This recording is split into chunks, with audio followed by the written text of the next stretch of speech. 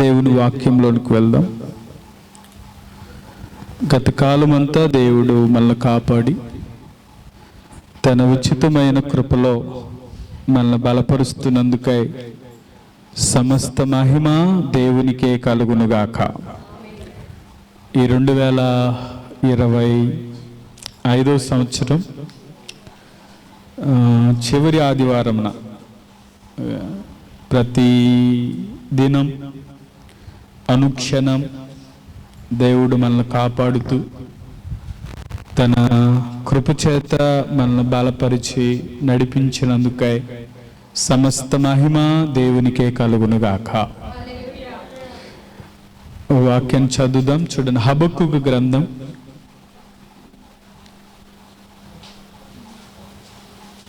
3వ అధ్యాయం 17-18 వాక్యాలు మనం చదువుదాం. అంజూరపు చెట్లు పూయకుండినను,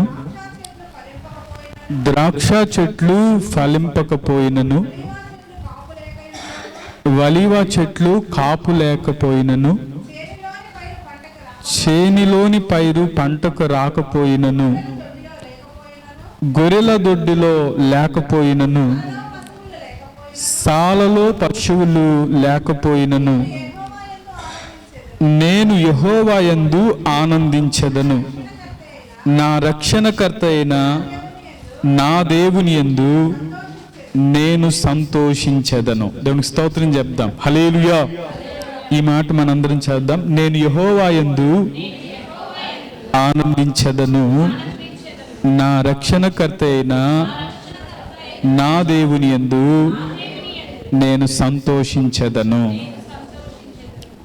భక్తుడైనటువంటి హబక్కూకు ఏమంటాడంటే, నేను దేవుని యందు ఆనందించెదను, నా రక్షణకర్త అయిన నా దేవుని యందు నేను సంతోషిస్తాను అని చెప్తున్నాడు. దేవునికి స్తోత్రం చెప్దాం. హల్లెలూయా. కొంతమంది జీవితాల్లో కష్టం వచ్చినప్పుడు దేవుడు గుర్తుకొస్తాడు. అవసరం తీరాక దేవుడు జ్ఞాపకంలో ఉండడు కొంతమంది జీవితాలు. అయితే అవసరం ఉన్నప్పుడు దేవుడు, అవసరం తీరిపోయిన తర్వాత దేవుడు మనకి అక్కరలేదు అనేటువంటి వారు కూడా కొంతమంది ఉన్నారు. ఉంటారంటారా? మీరు ఎవరన్నా చూసారా? అంటే సమస్యల్లో ఉన్నప్పుడు మాత్రమే దేవుడు, సమస్యలు తీరిపోయిన తర్వాత దేవుడు అవసరం లేదు. ఒకవేళ క్రిస్మస్ రోజునే దేవుడు,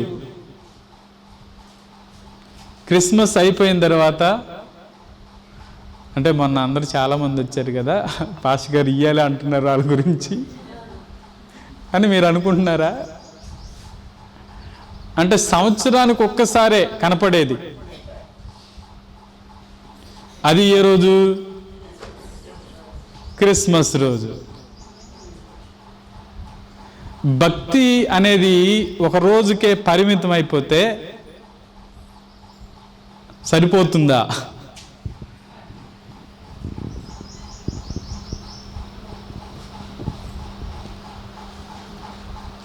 మన జీవితాల్లో ఎన్ని సమస్యలు వచ్చినా, ఎన్ని ఇబ్బందులు ఎదురవుతున్నా, ఆ పరిస్థితుల్లో దేవుని మీద మనం ఆధారపడుతున్నాం కాబట్టి దేవుడే మనల్ని కాపాడుతూ వస్తున్నాడు. హల్లెలూయా. మన జీవితాల్లో దేవుడు సమస్యల్లో వెళుతున్నా దేవుడు మనకు తోడుగా లేకపోతే ఆ సమస్యలను తట్టుకొని మనం నిలబడేవారం కాదు. అవునంటారా? కాదంటారా? ఇప్పుడు ఒకవేళ 2025 సంవత్సరం ఒకవేళ జనవరి నుంచి నా జీవితంలో అన్ని మేలులేనండి, నా జీవితంలో ఈ సంవత్సరం అంతా మేలే మేలే మేలే మేలే అని నువ్వు చెప్పగలవా? సమస్యలు రాలేదా? ఇబ్బందులు రాలేదా? ప్రతికూలతలు రాలేదా? అయితే ఆ ప్రతికూలతల్లో దేవుడు నీకు సహాయం చేస్తూ వచ్చాడు. ఆమె అవునంటారా కాదంటారా? అయితే ప్రతి విషయంలో కూడా దేవుని యొక్క సహాయం మనకు లేకపోతే మనం ఈరోజు నిలిచి ఉండేవారం కాదు. మనం నిలబడితే దేవుడే మన పక్షముగా కార్యాలు చేయునుగాక. ఈ 2025 సంవత్సరంలో దేవుడు మనకిచ్చిన వాగ్దానాన్ని ఒకసారి చెప్పండి. మీరు నిలిచి చూస్తూ ఉండగా యెహోవా జరిగించు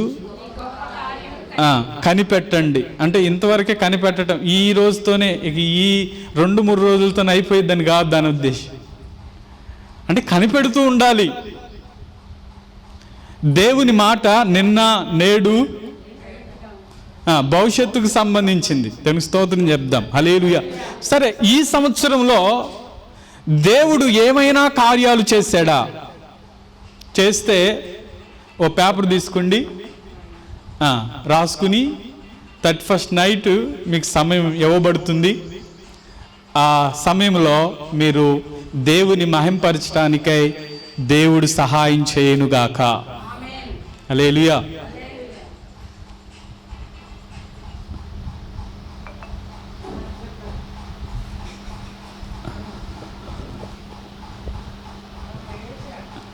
ఫోన్లన్నీ ఒక బాక్స్లో వేసేసేద్దామా?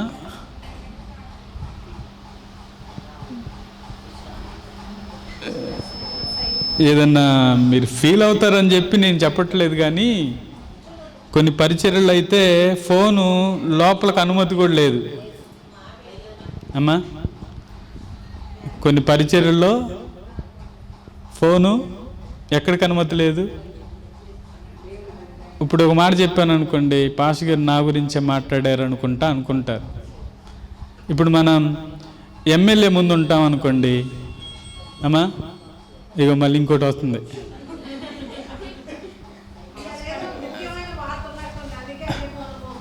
అంతేనమ్మా. ఎమ్మెల్యే గారి దగ్గర ఎదుగు కూర్చున్నాం అనుకోండి, నిన్న పాత్ర సూపరు,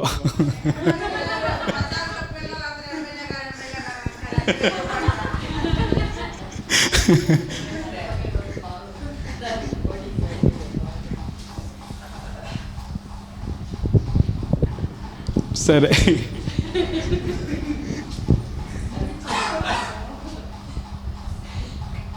మరి లాస్ట్ క్యారెక్టర్ గుర్తుందో లేదో మరి కదా. సరే, ఇక నేనేం చెప్పాలనుకున్నానంటే, ఒక ఎమ్మెల్యే గారి ఎదుట మనం ఫోన్ మాట్లాడతామా? ఒక కలెక్టర్ ఆఫీస్లోకి వెళ్తే ఫోన్ మాట్లాడతామా? మాట్లాడాం కదా. అంటే ఎవరికి మనం రెస్పెక్ట్ ఇస్తున్నాం? వారి యొక్క హోదాకి. అదే నార్మల్ పర్సన్ అయితే మనం అసలు లెక్క కూడా చేయం. కాబట్టి నేను ఇచ్చే మీకు సలహా ఏంటంటే, ఇది దేవుని సన్నిధి, వారికంటే ఘనమైన దేవుని ఆరాధించడానికి వచ్చాం. కాబట్టి మీ ఫోన్లు సైలెంట్లో ఉండాలి. ఆ ఫోన్లు పేక నొక్కేసేయాలి, అదే సైలెంట్లో పెట్టడం అంటే. ఇక అర్జెంట్ ఫోన్లు అంటే ఓ మాట చెప్పండి. నేను అంటే ఆ రోజు ఒకవేళ ఎవరైనా అర్జెంటుగా కాల్ చేస్తారంటే ఈ టైం నుంచి ఈ టైంలో నేను అందుబాటులో ఉన్నానని చెప్పండి. దేవునికి స్తోత్రం. అది దేవుని సన్నిధి కాబట్టి దేవునికి సమయం ఇద్దాం. అమ్మా, మీరేమనుకోగలరు?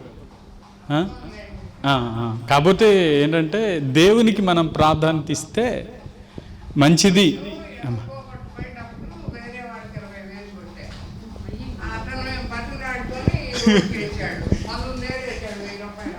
అరే సంతోషం. అట్లా తిరిగి రావటం కూడా కొంతమంది అయితే అసలు అంటారేమో. సరే, వాక్యంలోనికి వెళ్దాం. బంగారం ఒక పరిపూర్ణమైన ఆకారంలోనికి రావాలి అంటే ఏం చేయబడుద్ది అంటే కాల్చబడ. అది కాల్చక ఏమవుదంటే కాల్చక తప్పదు. అలాగే అది రెండోది, అది కాలుతున్నప్పుడు కరగక తప్పదు.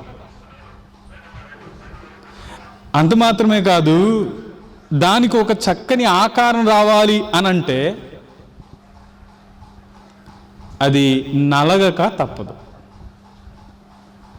ముందు కాలుతుంది, తర్వాత కరుగుతుంది, తర్వాత నల్లగొట్టబడుతుంది, తర్వాత దానికి ఏమి తలగ తప్పదు అంటే చెప్పమంటారా? దెబ్బలు తగలక తప్పదు. దీనిలో మనిషి కూడా జీవితంలో ఓ స్థానం పొందాలి అనంటే తప్పకుండా రకరకాల బాధలు, ఒడుదుడుకులు అనేవి ఏం చేస్తూ ఉంటాయంటే వెంటాడుతూనే ఉంటాయి. పరీక్షలలో మనం పాస్ అయితేనే ప్రమోట్ అవుతాం. అలాగే జీవితంలో కూడా ఎన్నో ఒడుదుడుకులు. చెప్పండి, ఈ 2025లో ఒడిదుడుకులు రాలేదా అంటే అందరూ ఏమని చెప్తారు చెప్పండి? వచ్చినాయి అని చెప్తారు. ఆ ఒడిదుడుకుల్లో కూడా మనం నిలబడగలుగుతున్నామా అంటే అది దేవుని ఉచితమైన కృపే. ఆమె అవునంటారా కాదంటారా? కాబట్టి దేవుడు ఎన్ని ఒడిదుడుకులు వస్తున్నా, ఎన్ని ప్రతికూలతలు వస్తున్నా దేవుడు మనల్ని విడువక ఆయన మనల్ని నడిపిస్తున్నందుకై సమస్త మహిమ ఆయనకే కలుగునుగాక. మనం చేయవలసిన ఒకే ఒక పని ఈ 2025లో దేవుడు మనకిచ్చిన వాగ్దానంలో, మీరు నిలిచి చూస్తూ ఉండగా యెహోవా జరిగించే గొప్ప కార్యాలు కనిపెట్టండి. మన జీవితాల్లో నేను చాలా చెప్తాను, అయితే ఒక 2-3 విషయాలు చెప్పి నేను ముందుకు వెళ్తాను. ఒకవేళ నా జీవితంలో మీరు నిలిచి చూస్తూ ఉంటే దేవుడు ఏం చేశాడు అని మీరు అడిగితే ఏం చెప్పొచ్చు అంటారు? మళ్ళా ఇదే చెబుతున్నారు అని అనుకుంటారు. ఒకవేళ కారుని ప్రస్తావన చేయొచ్చు అంటారా? సైకిల్ మాత్రమే వచ్చిన వ్యక్తికి ఇప్పుడు కారు తీసుకుని కారు నడిపే స్థితి వచ్చిందంటే అది గొప్ప కార్యం కాదంటారా? హల్లెలూయా. జనవరిలో పాస్టర్స్ కాన్ఫరెన్స్కి హైదరాబాద్ వెళ్ళాను. వెళ్ళిన తర్వాత ప్రభు వాళ్ళ ఇంట్లో ఒక పూటే ఉండి వాక్యం చెప్తూ ఒక 4-5 కూర్చున్నారు. వాళ్ళకి ఒకే మాట చెప్పాను, దేవుని సన్నిధిని విడిచిపెట్టద్దు. దేవుడు ఈ సంవత్సరంలో దేవుడు ఒక గొప్ప కార్యం చేయబోతున్నాడని చెప్పొచ్చాను. నేను వచ్చిన ఒక నెలకి రాజీ కన్సీవ్ అయింది. మొన్న మనం బాబుకి పేరు పెట్టాం. దేవునికి స్తోత్రం చెప్దాం. హల్లెలూయా. అంటే దేవుని మీద మనం ఆధారపడుతున్నప్పుడు, విశ్వాసం ఉంచి మనం ముందుకు సాగుతున్నప్పుడు దేవుడే గొప్ప కార్యాలు చేయునుగాక. ధనలక్ష్మి ఆంటీ వాళ్ళ ఇంటి పక్కన అమావాస్య వచ్చిందంటే చాలు. ఏ వాస్య? అమావాస్యకి ఇబ్బందులు అన్నమాట. ఈ నెల వస్తుందంటే వీళ్ళకి అమావాస్య వస్తుందంటే భయం. ఒక మాట చెప్పాలంటే ఏమ్మా నిజమేనా? అమావాస్య వస్తుందంటే ఇక మరి పక్కింట్లో వాళ్ళు మరి పూజలకు వెళ్తున్నారో లేకపోతే ఏ ఏడికి వెళ్తున్నారో, ఇక ఆ అమావాస్య ముందు తర్వాత ఇక ఇంట్లో సమస్య అంటే సమస్య. అలా కొన్ని నెలలు గమనిస్తూ వచ్చిన తర్వాత నేను అంటే 3 రోజులు ప్రార్థన చేద్దాం, నేను పాస్టర్ గారు వస్తాం, మీ ఇంట్లో వాళ్ళు కూర్చోండి ప్రార్థన చేద్దాం అన్న. వాళ్ళు ఏకీభవించారు. అమావాస్య ఒక 10 రోజులు ఉందనగా మేము ప్రార్థన చేసాం. తర్వాత నేను ఎదురు చూస్తూ ఉన్నా. ఏం చూస్తున్నాను? ఈ అమావాస్య వచ్చిందిగా, అమావాస్య కోసం ఎదురు చూస్తున్నాను నేను. అంటే ఏదైనా సమస్య వస్తే చెప్పిదిగా ఆంటీ, అమావాస్య వచ్చింది పోయింది, ఇటు నుంచి రిప్లై రావట్లా. దేవుని కృపను బట్టి ఒక 3-4 అమావాస్యలు వెళ్ళినా దేవుడు నెమ్మదినిచ్చాడు. హల్లెలూయా. ప్రత్యక్ష సాక్షి ఆంటీ. అంటే ఇదేది పెద్ద సమస్య కాదు, కానీ మనకిచ్చిన వాగ్దానం మనం దాన్ని స్వతంత్రించుకోవాలి అంటే మనం నిలిచి చూస్తూ ఉండగా, ఆమె ఎలా నిలిచి చూస్తూ ఉండగా, పాస్టర్ గారు అదేదో ముందే చెప్పినట్టయితే మేము కూడా నిలబడి చూస్తూ ఉండేవాళ్ళం కదా అని మీరు అనుకుంటే, ఆల్రెడీ వాగ్దాన సందేశంలోనే చెప్పా. అయితే దాన్ని పట్టుకుని ఎవరైతే నిలబడతారో వారి జీవితాల్లో దేవుడు కార్యాలు చేయునుగాక. ఆమె నిజమేనంటారా? మాటను పట్టుకోవటం నేర్చుకోవాలి. ఆమె ఏం పట్టుకోవటం నేర్చుకోవాలి? దేవుని వాక్యాన్ని పట్టుకోవటం నేర్చుకోవాలి. వాక్యాన్ని పట్టుకుని మనం నిలబడితే, ఇప్పుడు నేను ఈ మాట చెప్పాను కదా, మీరు ఒకవేళ రాస్తే ప్రాముఖ్యమైనదే రాయండి. అన్నీ దేవుడు నా జ్వరం తగ్గించాడు, నా కాళ్ళు నొప్పులు తీసేసాడు, లేకపోతే ఈ చిన్నవి రాయొద్దు. మనం చేయలేంది దేవుడు చేయగలి. పోయిన ఆదివారమో ఎప్పుడు చెప్పినట్టున్నాను కదా. కాబట్టి మనం చేయలేంది దేవుడు చేసింది ఏదైనా మన జీవితంలో జరిగిందా? 2021లో కర్లపాలెంలో సమాధుల విషయంలో సమస్య వచ్చింది. ఇది 2025. వారు తన్నను మనం నిలబడటం అంతే. మనం చేయాల్సిన పని ఏంటంటే నిలబడటం అంతే. ఇలా ఇంటి దగ్గర వరండాలో నేను, అమ్మ, మా వదిన కూర్చొని మాట్లాడుకుంటూ ఉన్నాం. దీని విషయంలో ఏం చేద్దాం అని మేము మాట్లాడుకుంటూ ఉన్నాం. అదే సమయంలో ఒక వేరే సంఘ పెద్ద ఇలా సైకిల్ మీద వెళ్తూ ఉన్నాడు. మా వదిన వెళ్ళి పిలుచుకొచ్చి కుర్చీ వేసి కూర్చోపెట్టి మాట్లాడుతూ ఉన్నాం. ఆయన అన్న మాట ఏంటంటే,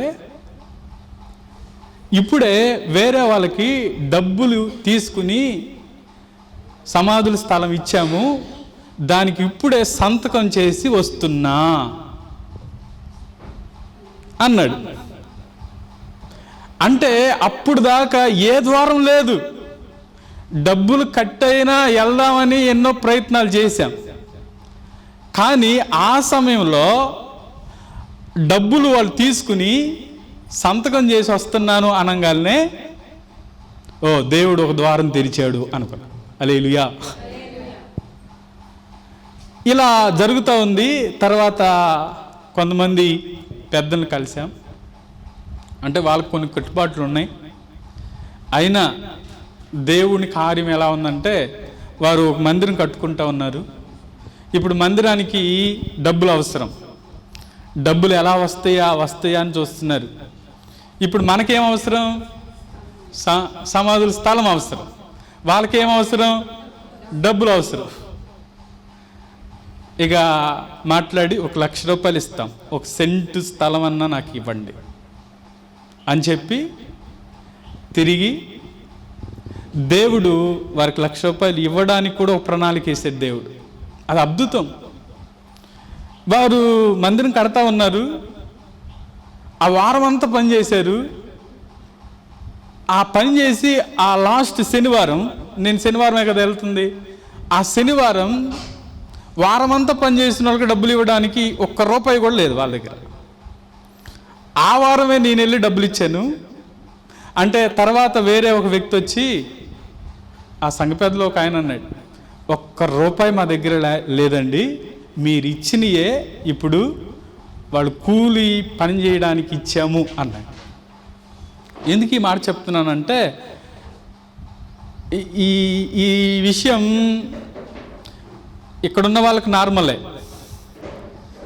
కానీ అక్కడున్న వాళ్ళకి మాత్రం పెద్ద సమస్య. దానికి దేవుడు ఓ చక్కని పరిష్కారం ఇచ్చాడు. హల్లెలూయా. మీరు ప్రార్థిస్తున్నారు, వచ్చే నెల అంటే జనవరి 5, 6, 7 ఈ 3 రోజులు ఉపవాస ప్రార్థనలు ఉన్నాయి.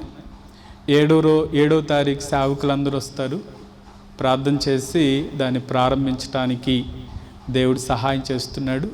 కాబట్టి మీరు మీ అనుదిన ప్రార్థనలో కల్పల పరిచర్య కొరకై ప్రార్థన చేయండి. దేవునికి స్తోత్రం చెప్దాం. హల్లెలూయా. ఇలా చెప్పాను అనుకోండి, ఇక ఒక్కొక్కరి జీవితాల్లో చెప్పొచ్చు, ఈ సమయం అయిపోయింది. ఒకవేళ మీరు చెప్తే ఈ సంవత్సరం దేవుడు ఏ కార్యం చేశారు, వ్యక్తిగతంగా, ఒకవేళ కుటుంబంలో, ఒకవేళ నేను చెబితే మీ విషయాలు కూడా చెప్తాను, వ్యక్తిగతంగా కూడా చెప్తాను. ఆల్రెడీ చెప్పానుగా, ఇది డాక్టర్ గారి దగ్గరికి వెళ్ళాను, మెడిసిన్ ఇచ్చారు, మెడిసిన్ మారిపోయింది. చెప్పానా? మూర్ఛలు ఫిడ్స్ అంటే మూర్ఛలు వచ్చే వారికి వేసుకునే ట్యాబ్లెట్ నాకు ఇచ్చారు. దేవుని మహాకృప, ఒక ట్యాబ్లెట్ వాడకుండా ఈ క్రిస్మస్ దినాలన్నీ దేవుడు వాడుకున్నందుకే సమస్త మహిమ దేవునికే కలుగునుగాక. ఇబ్బంది పడతా ఉన్నాను, పడలేదు. ఓ మాట చెప్పాలంటే, నన్ను ప్రేమించి కొంతమంది ఎగ్స్ కూడా తీసుకొచ్చారు, పాస్టర్ గారు గుడ్లే తినాలని. అది అంటే డైట్ ప్లాన్ ఎవరన్నా నిమ్ముతో లేకపోతే ఈ చలికాలంలో ఇబ్బంది పడే వాళ్ళకి చాలామందికి చెప్తానే వస్తున్నాను, ఒక గ్లాస్ పాలు తీసుకోండి, ఓ రోజు ఒక గుడ్డు తినండి. సరే, ఇది వ్యక్తిగతంగా చెప్పాలంటే చాలా విషయాలు చెప్పొచ్చు. మీరు 31వ తారీఖు సమయం మీకు ఇవ్వబడుతుంది కాబట్టి అన్నీ చెప్పొద్దు, అన్నీ చెప్తా ఉంటే టైం అయిపోతూ ఉండదు. ఓకేనా? కాబట్టి మనం నిలిచి చూస్తూ ఉండగా దేవుడే గొప్ప కార్యాలు చేయునుగాక. రెండవది, వచ్చే సంవత్సర వాగ్దానం కొరకు కూడా మీరు కనిపెట్టండి. దేవుడు ఏ మాటనిస్తాడో తప్పక అది మన జీవితాల్లో దేవుడు నెరవేర్చునుగాక. ఇంకా చెప్పాలంటే చాలా ఉన్నాయి. సరే, వాక్యంలోనికి వెళ్తున్నాను.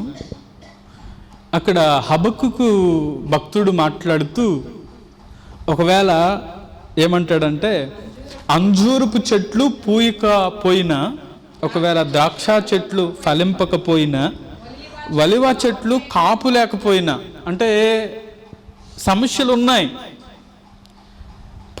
ప్రతికూలతలు ఉన్నాయి, వాటన్నిటిలో కూడా నేనేం చేస్తున్నానంటే యెహోవా యందు ఆనందిస్తున్నాను, నా రక్షణకర్త అయిన నా దేవుని యందు నేను సంతోషిస్తున్నాను.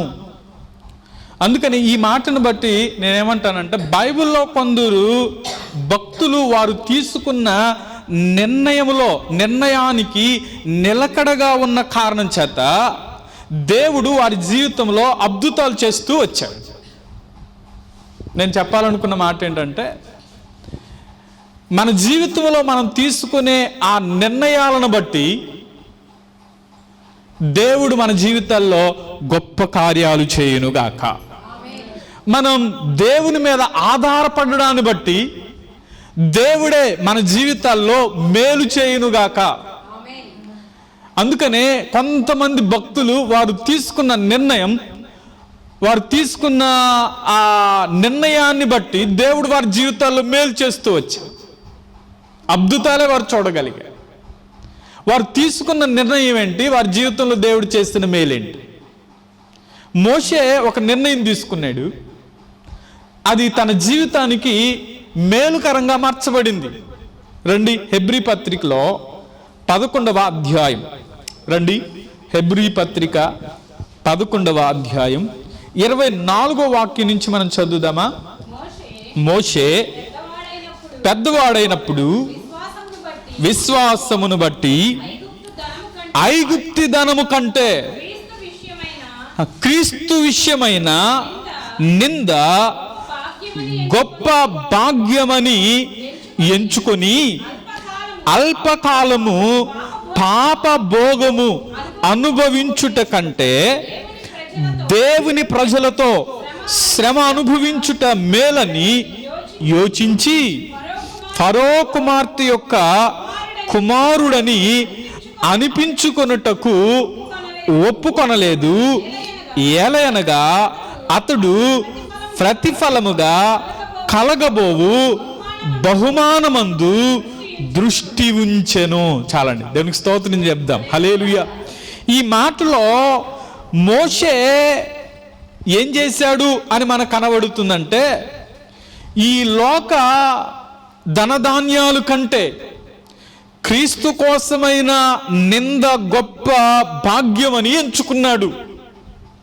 అందుకనే దేవుని కొరకు ఫరో కుమార్తె యొక్క కుమారుడని అనిపించుకోలేదంట.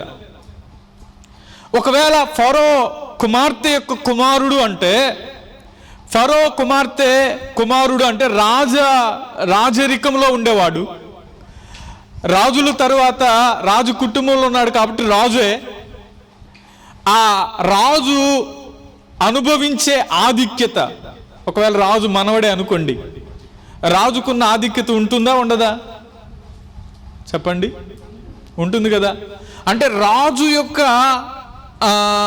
అధికారాన్ని, రాజు అనుభవించే సకలమైన వాటన్నిటినీ ఏం చేశాడంటే, ఒకటే విశ్వాసమును బట్టి వాటిని తునీకరించి ఏం చేశాడు అంటే, అక్కడ దేవుని ప్రజలతో శ్రమ అనుభవించుట మేలని యోచించాడు. దేవునికి స్తోత్రం చెప్దాం. హల్లెలూయా. అందుకనే ఈ మాటను బట్టి తన జీవితంలో శ్రమ అనుభవించుట మేలని యోచించాడు. అందుకని ఆ మాటలు అంటాడు, విశ్వాసమును బట్టి పెద్దవాడైనప్పుడు ఐగుప్తి ధనము కంటే క్రీస్తు విషయమైన నింద గొప్ప భాగ్యమని ఎంచుకున్నాడు. అతను తీసుకున్న ఆ నిర్ణయం తన జీవితంలో ఒకవేళ కొన్ని ఆధిక్యతలు పోగొట్టుకున్నాడేమో, కానీ ఇశ్రాయేలును నడిపించటానికి నాయకుడయ్యాడు. ఆ ప్రతిఫలముగా దేవుడిచ్చే ఆ గొప్ప బహుమానాన్ని అతను పొందుకున్నాడు. ఈరోజు మనం తీసుకునే ఆ నిర్ణయం మన జీవితాలను ప్రభావితం చేయునుగాక. చేస్తుందంటారా? మనం చేసే నిర్ణయం ఒకవేళ ఈ 2024లో ఈ 2025లో ఒకవేళ ఏ నిర్ణయం లేకుండా ఒకవేళ మన జీవితాలు కొనసాగుతూ ఉంటే, ఈ రానున్న దినాల్లోనైనా ఒక చక్కని నిర్ణయం తీసుకుని మన జీవితాలను కొనసాగించుదముగాక. మోషే తీసుకున్న నిర్ణయం విశ్వాసమును బట్టే తీసుకున్నాడు. ఈరోజు నీవు కూడా విశ్వాసమును బట్టి ఒక నిర్ణయం తీసుకుంటే, ఆ నిర్ణయాన్ని బట్టి దేవుడు గొప్ప బహుమానాన్ని ఇచ్చునుగాక. అంటే ఈ లోకం కోసం కాదు, లేకపోతే ధనం కోసం కాదు, దేవుని కోసం నేను శ్రమ వచ్చినా నేను నిలబడాలి అని అనుకున్నాను. దేవుని పక్షంగా నిలబడ్డాడు కాబట్టే తన జీవితంలో ఉన్నతమైన స్థితిలోనికి ఇశ్రాయేలీలందరినీ నడిపించడానికి నాయకుడయ్యాడు. దేవుడిచ్చే ఆ పరలోక భాగ్యాన్ని పొందుకున్నాడు. నా జీవితంలో కూడా మనం తీసుకునే ఆ నిర్ణయంలో మనం ఏం చేయాలంటే మంచి నిర్ణయాలు తీసుకుంటాం. ఏం తీసుకుంటాం? మీరు అంతకుముందు వీడియోలు చూస్తే ఒక వీడియో చేశాను, ఇది నూతన సంవత్సరంలో తీర్మానాలు, నూతన సంవత్సరంలో చేసుకునే తీర్మానాలు అని ఒక వీడియో చేసినట్టున్నా. అదే చర్చిలో చెప్పిందే. అయితే వాటిలో మనం నిలబడితేనే మనం ఏదైనా పొందుకోగలం. అందుకనే వాగ్దానం ఒకవేళ వ్యక్తిగత వాగ్దానాలు ఎంతమందికి గుర్తున్నాయి? వ్యక్తిగతంగా తీసుకున్న వాగ్దానం, దేవుడు మిమ్మల్ని దీవించునుగాక. మరి సంఘ వాగ్దానం, దీనిలో నిలబడ్డారా, దానిలో నిలబడ్డారా? రెండిట్లో నిలబడ్డారా? దేవునికి స్తోత్రం. మనం ఒకవేళ వ్యక్తిగతంగా తీసుకున్న వాగ్దానం మన జీవితంలో నెరవేరాలంటే అది ఎక్కడ ఉండాలి? ఎప్పుడు మన నోట్లో నుంచి ఆడుతూ ఉండాలి. అందుకని సంఘ వాగ్దానాన్ని ఎక్కడ పెట్టుకున్నారు? కనపడుతుందా? రోజు కనపడే విధంగానే పెట్టారా, లేకపోతే ఏమన్నా ఏదో సూట్ కేసులో దాచిపెట్టుకున్నట్లు పెట్టారా? ఆ వాగ్దానం ఇవ్వడానికి గల కారణం ఏంటంటే అది మీ ఎదుట ఎప్పుడూ కనపడుతూ ఉండాలి, మీరు చదువుతూ ఉండాలి. ఈసారి కూడా వాగ్దానం ఇస్తాను, నేను వచ్చినప్పుడు నాకు కనపడే విధంగా పెట్టాలి. నాకు కనపడిద్దంటే మీకు కూడా కనపడిద్ది కదా, అంతేనా? దేవునికి స్తోత్రం చెప్దాం. మన జీవితంలో మనం తీసుకునే ఆ నిర్ణయం తన గమ్యాన్ని మార్చేసింది. ఒకవేళ మోషే ఆ నిర్ణయమే తీసుకోకపోతే ఫరో కుటుంబం వరకే ఉండేవాడేమో. ఫరో తర్వాత ఒకవేళ కుమార్తె యొక్క కుమారుడుగా రాజుగా పెరిగాడు, రాజుగానే పెరిగాడు. రాజుగానే ఒకవేళ తన జీవితాన్ని ముగించేవాడు. కానీ క్రీస్తు కొరకు శ్రమ అనుభవించటం మేలని యోచించాడు. కాబట్టి అనేక మందిని నడిపించటానికి ఒక నాయకుడిగా దేవుడిచ్చే ఆ స్వాస్థ్యాన్ని, దేవుడిచ్చే ఆ బహుమానాన్ని పొందుకునే విధంగా దేవుడే మోషేను నడిపించినట్లుగా మనం చూస్తాం. కొంతమంది వారు చేసిన ఆ నిర్ణయం వారి జీవితాల్లో గొప్ప కార్యాలు చేస్తూ వచ్చింది. మనకు తెలుసు, షడ్రకు, మేషకు, అబేద్నెగో. చూడండి, దానియేలు గ్రంథం 3వ అధ్యాయంలోనికి వద్దాం. 14వ వాక్యం చదవండి. 3వ అధ్యాయం 14వ వాక్యం. అంతటా నెబుకద్నెజరు వారితో ఇట్లనెను, షడ్రకు, మేషకు, అబేద్నెగో, మీరు నా దేవతను పూజించుట లేదని నేను నిలబెట్టించిన బంగారు ప్రతిమకు నమస్కరించట లేదని నాకు వినబడింది. అది నిజమా? చాలు. ఇక్కడ ఏమంటాడంటే, నెబుకద్నెజరు వారిని పిలిచి అంటున్న మాట, షడ్రకు, మేషకు, అబేద్నెగో, మీరు నా దేవతను ఏం చేయట్లేదంటే పూజించట్లేదు. అలాగే నేను నిలబెట్టించిన ఈ బంగారు ప్రతిమకు నమస్కారం చేయటం లేదని నాకు వినబడింది. అది నిజమేనా అని అంటే వారేమన్నారు చెప్పండి? వారేమన్నారు? తర్వాత వాక్యం చదివితే చూడండి, బాకాను, పిల్లను గ్రోవిని, పెద్ద వీణెను, సకల విధములగు వాయిద్యధనులను మీరు వినుట సమయంలో సాగిలపడి నేను చేయించిన ప్రతిమకు నమస్కరించుటకు సిద్ధముగా ఉండిన ఎడల సరే, మీరు నమస్కరింపని ఎడల తక్షణమే మండుచున్న వేడిమి గల అగ్నిగుండములో మీరు వేయబడుదురు. చాలండి. ఇప్పుడు ఆయన ఒక ఆజ్ఞాపించాడు, వారు దానికి లోబడలేదు. మర్యాదగా పిలిచి ఉంటాడు, నాకు తెలిసి మర్యాదగానే పిలిచి, షడ్రకు, మేషకు, అబేద్నెగో, నాకు ఒకటి వినబడింది. ఏం వినబడింది? మీరు నమస్కారం చేయట్లేదని, దానికి మొక్కట్లేదని నాకు వినబడింది. అసలు నిజమేనా? ఒకవేళ ఇదిగో ఇప్పుడే అందరూ వాయిద్యకారులు వచ్చేసారు, వాళ్ళు వాయిస్తూ ఉన్నారు, మీరు మొక్కారా? బ్రతుకుతారు. మొక్కకపోతే మిమ్మల్ని ఎత్తుకెళ్ళి అగ్నిగుండంలో వేస్తాడు. చూడండి, వారు తీసుకున్న ఆ నిర్ణయం దేవుడు, అందుకనే వారనే మాట, మేము సేవించుచున్న దేవుడు మండుచున్న వేడిమి గల ఈ అగ్నిగుండములో నుండి మమ్మల్ని తప్పించి రక్షించుటకు సమర్థుడు, మరియు నీ వశము పడకుండా ఆయన మమ్మల్ని రక్షించును. ఒకవేళ ఆయన రక్షింపకపోయినా, చాలండి, ఆయన రక్షింపకపోయినా మేం మాత్రం ఆ ప్రతిమకు నమస్కారం చేయం, ఆ ప్రతిమకు మేము మొక్క. ఎప్పుడైతే ఆ నిర్ణయానికి వచ్చారో, అగ్నిగుండంలోనికి వెళ్ళారు, దేవుడు వారితో తిరిగాడు, దేవుడు వారిని బయటికి తీసుకొచ్చాడు. దానికి స్తోత్రం చెప్దాం, హల్లెలూయా. వారు తీసుకున్న నిర్ణయం, వారు అనుకున్న మాట ఒకటే, మమ్మల్ని రక్షించకపోయినా పర్లేదు, మేము చనిపోవడానికైనా సిద్ధమే. దానియేలును కూడా రాజు చేయించిన ప్రతిమకు మొక్కమనే అన్నారు. అయితే ముమ్మారు ఆయన అనుదినం ఏం చేస్తా ఉన్నాడంటే ప్రార్థన చేస్తా. యథావిధిగా వెళ్ళిపోయాడు, యథావిధిగా ప్రార్థన చేస్తూ ఉన్నాడు. యథావిధిగా ప్రార్థన చేస్తూ ఉండి అంటాడు, ఒకవేళ ఎత్తుకెళ్ళి సింహాల బోన్లో వేసిన సింహాల యొక్క నోళ్ళు మూసివేశాడు. దేవుడే వారు తీసుకున్న నిర్ణయాన్ని బట్టి దేవుడు వారిని కాపాడాడు. హల్లెలూయా. మోషే తీసుకున్న నిర్ణయాన్ని బట్టి గొప్ప బహుమానం ఇస్తే,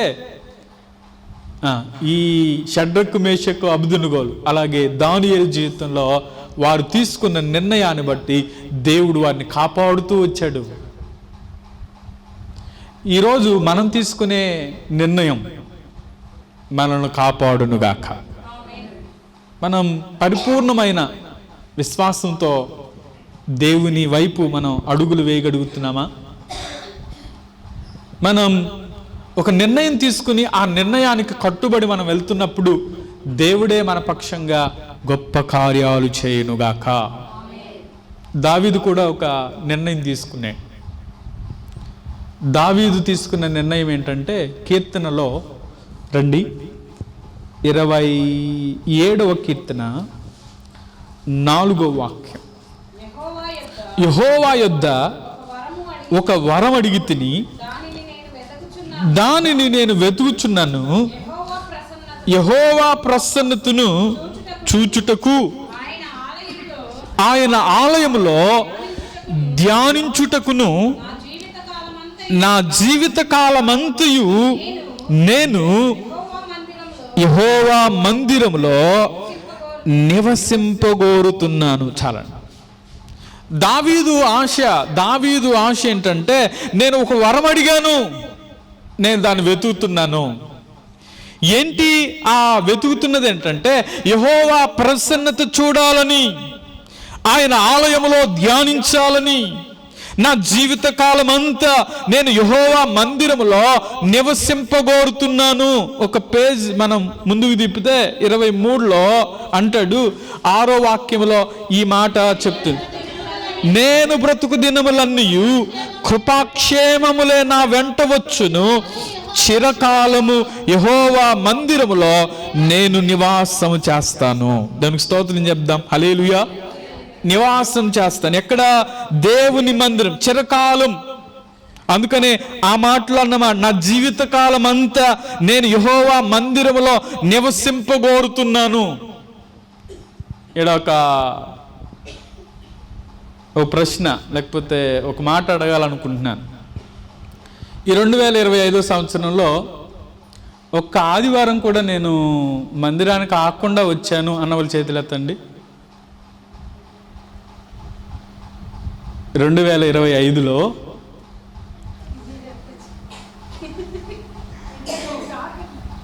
ఒక్క ఆదివారం కూడా నేను మానలేదు పాస్టర్ గారు అన్న వాళ్ళ చేతులు ఎత్తండి. అమ్మా, ఎక్కడైనా పర్లేదు, దేవుడు మిమ్మల్ని దీవించును గాక. మరి మిగతా వాళ్ళ పరిస్థితి ఏంటంటారు? ఎప్పుడు మనం మందిరానికి ఆగాలి అంటే మన అనారోగ్య పరిస్థితుల్లో తప్ప అంటే ఇట్లా అంటున్నాను తప్పు అంటారా? కాదుగా.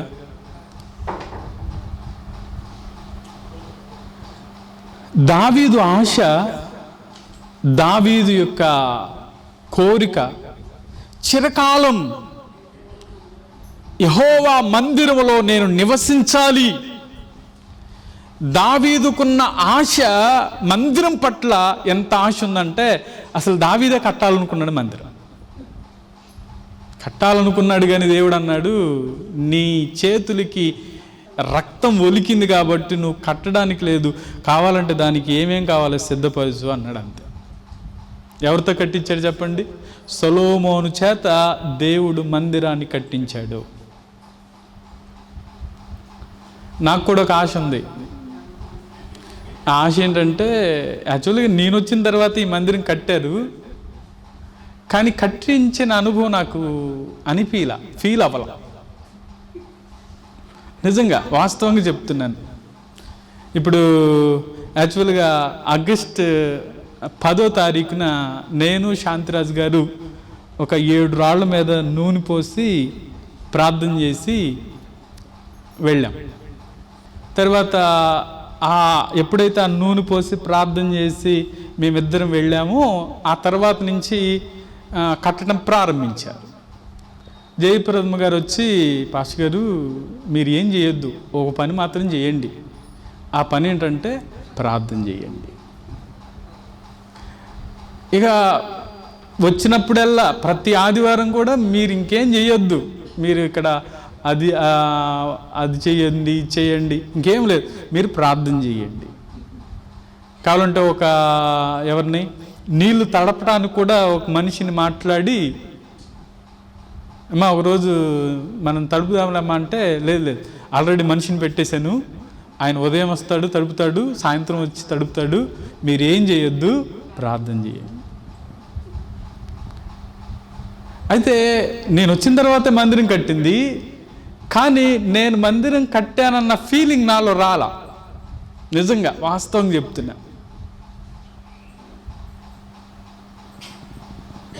అంటే నేను పరిచర్యలోకి వచ్చింది అప్పుడే, అంటే పరిచర్యకు వచ్చి 1 year అవుతుందేమో. 2000 పరిచర్యకు వచ్చింది 2007. గుర్తుపెట్టుకునే డేట్ అనమాట ఇది.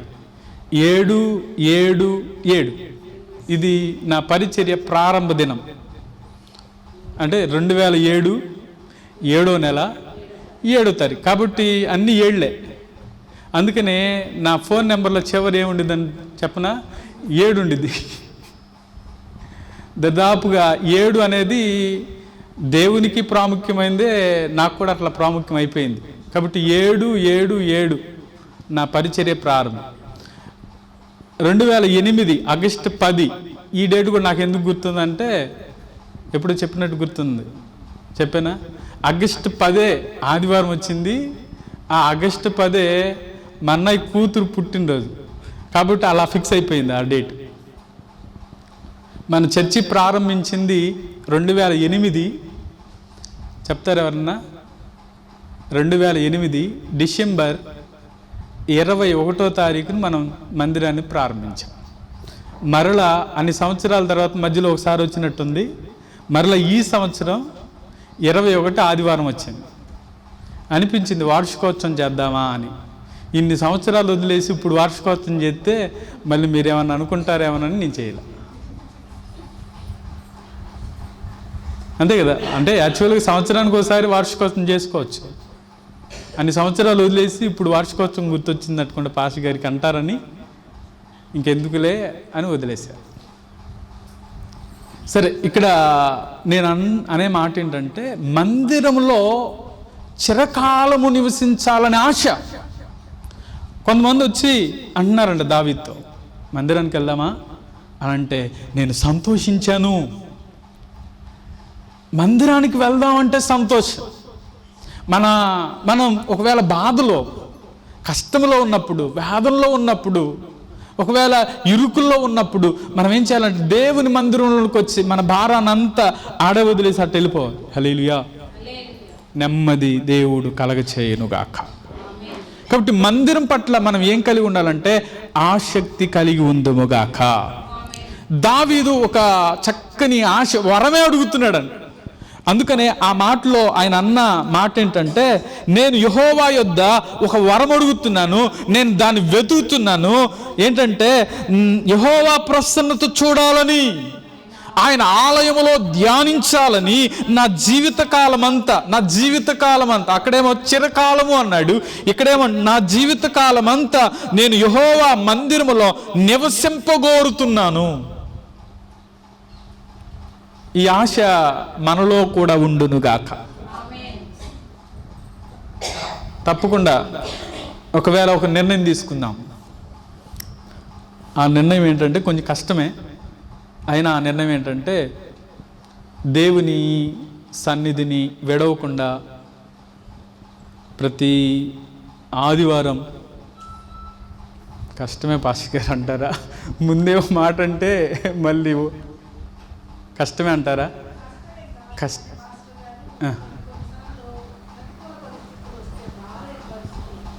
అలాంటిదే ఓకే, కరెక్టే కాదంటలా. కానీ మన ఆశ మాత్రం ఏమై ఉండాలి? దేవుని మందిరంలో ఉండడానికి మనం సిద్ధపరుచుకొందుముగాక.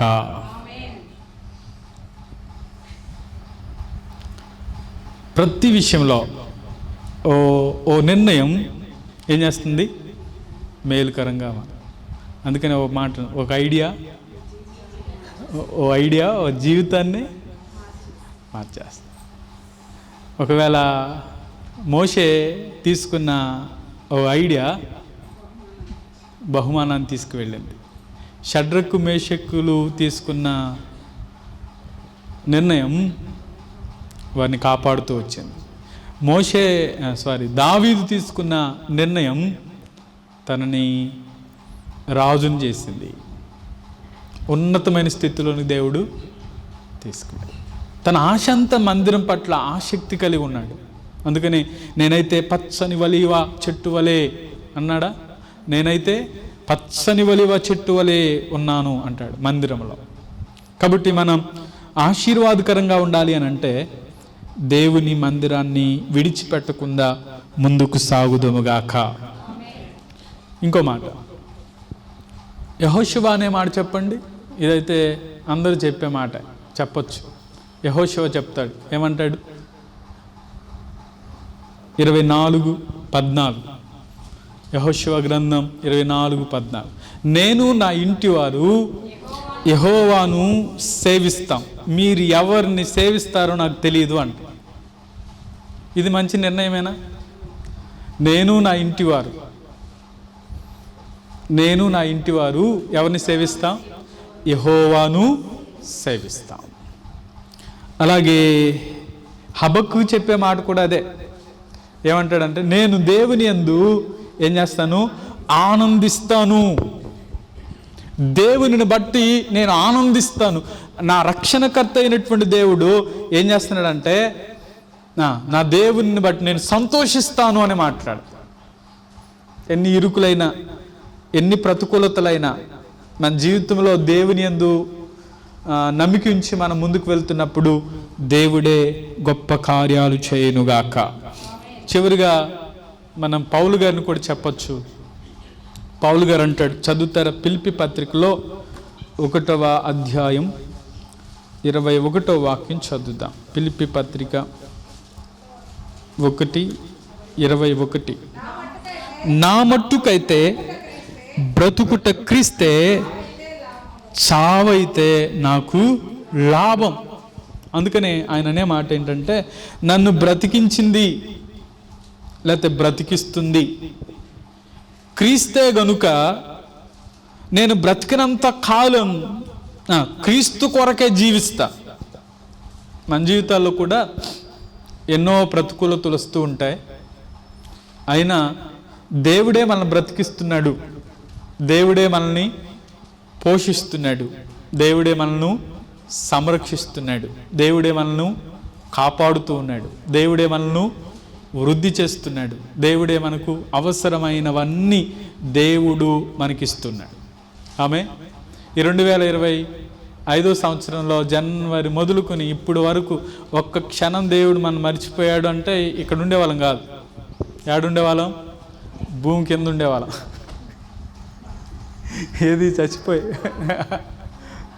అక్కడ కానీ ఎక్కడో శరీరాలేమో కింద, ఆత్మేమో దేవుని దగ్గర. కాబట్టి మనల్ని ప్రేమించిన దేవునికి పౌలు భక్తుడు అప్పుడైతే, అంతకుముందు అయితే అసలు క్రైస్తవులు అన్న వారిని హింసించాలనే ఒక నిర్ణయం తీసుకున్నాడు. తన నిర్ణయాన్ని మార్చుకున్నాడు. ఏం మార్చుకున్నాడు? ఇక బ్రతుకుట అందుకని ఆ మాట అంటాడు, నా మట్టుకైతే బ్రతుకుట క్రీస్తే, చావైతే నాకు లాభం. క్రీస్తు కొరకు చనిపోవడానికి కూడా సిద్ధపడ్డాడు పౌలు. క్రీస్తు కొరకు మనం ఏం చేయగలుగుతున్నాం? నా మట్టుకైతే బ్రతుకుట క్రీస్తే, చావైతే నాకు లాభం. కాబట్టి క్రీస్తు కొరకై మనం జీవించుదుముగాక. అందుకని అంటాడు కదా, మొదట ఆయన రాజ్యాన్ని, ఆయన నీతిని వెతకండి, అప్పుడు అవన్నీ మీకు అనుగ్రహించబడు. మనం దేవుని రాజ్యాన్ని, ఆయన నీతిని మనం వెతుకుతూ ఉంటే దేవుడు మనకి ఏది అవసరమో, ఈ భూమి మీద మనకి ఏది అవసరమో అవసరాలన్నీ దేవుడే సిద్ధపరుచునుగాక. కాబట్టి మన అవసరతలు ఎరిగిన దేవుడు. అలాగే మనం దేవుని కొరకు మనం నిలబడదాం. దేవుడు మన పక్షంగా నిలబడి మనకి ఏది అవసరమో వాటన్నిటినీ దేవుడే అనుగ్రహించునుగాక. కాబట్టి నిశ్చయముగా ఈ 2025లో దేవుడిచ్చిన వాగ్దానాన్ని మీరు నిలిచి చూస్తూ ఉండగానే ఆయన జరిగించే కార్యాలు కనిపెట్ట. ఇంతటితో అయిపోలేదు, కనిపెట్టడం కొనసాగిద్దాం. దేవుడే మన జీవితాల్లో, అలాగే రానున్న నూతన సంవత్సరంలో చక్కని వాగ్దానాన్ని దేవుడు ఇవ్వాలని ప్రార్థనాపూర్వకంగా సిద్ధపడదాం. దేవుడే మనతో మాట్లాడి ఆయన మనల్ని బలపరచునుగాక. కళ్ళు మూసుకుందాం, ప్రార్థన చేద్దాం. తలలు వంచుదాం, ప్రార్థన చేద్దాం. కృపగల తండ్రి, దాయగలిగినటువంటి గొప్ప దేవానికి వందనాలు. వాక్యం మీది మాట్లాడుతూ వచ్చారు. మీ మాటల చేత మీరు మమ్మల్ని తృప్తిపరిచినందుకై స్తోత్రాలు. ఆశగల ప్రాణాన్ని తృప్తిపరిచే దేవుడు, మేము నిలిచి చూస్తూ ఉండగా ఎన్నో గొప్ప కార్యాలు చేశారయ్యా. ప్రియ సంఘ బిడ్డలైన మీ బిడ్డలందరి జీవితాల్లో మేము నిలిచి కనిపెట్టి ప్రార్థిస్తున్నప్పుడు ఒక్కొక్క కుటుంబంలో మీరు చేస్తున్న మేలును బట్టి స్తోత్రం. నిజమే, మేము తీసుకునే ఆ నిర్ణయానికి కట్టుబడి ముందుకు వెళ్ళగలిగితే ఆనాడు మోషేను బహుమానం వైపు, షడ్రక్ మేషక్ అబేద్నెగోలు తీసుకున్న నిర్ణయాన్ని బట్టి కాపాడుతూ, దావీదు తీసుకున్న నిర్ణయాన్ని బట్టి వృద్ధి చేస్తూ, అలాగే ఎన్ని ప్రతికూలతలైన హబక్కుకు, అలాగే పౌలు గారు ఎన్ని శ్రమలైన బ్రతుకుట క్రీస్తే, చావైతే నాకు లాభం అన్నట్లుగా మేము కూడా చక్కని నిర్ణయం తీసుకుని మేము ముందుకు సాగడానికై సహాయం చేయండి.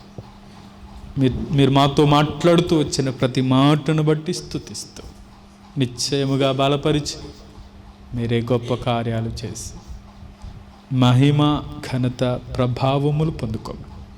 యేసయ్య నామములో అడుగుచున్నాము తండ్రి, ఆమేన్.